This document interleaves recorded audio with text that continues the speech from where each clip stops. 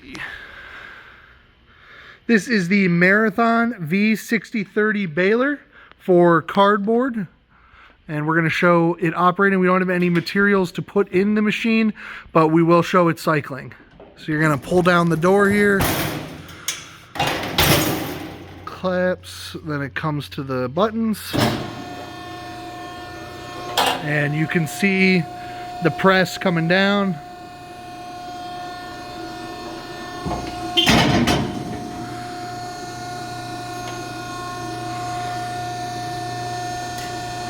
All the way to the bottom.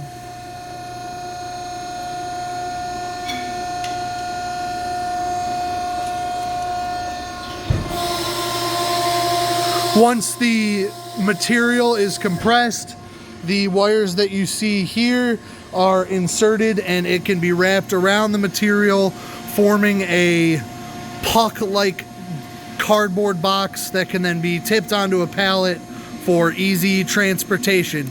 As you can see, it's finishing its cycle, and this is the Marthon V-6030 baler.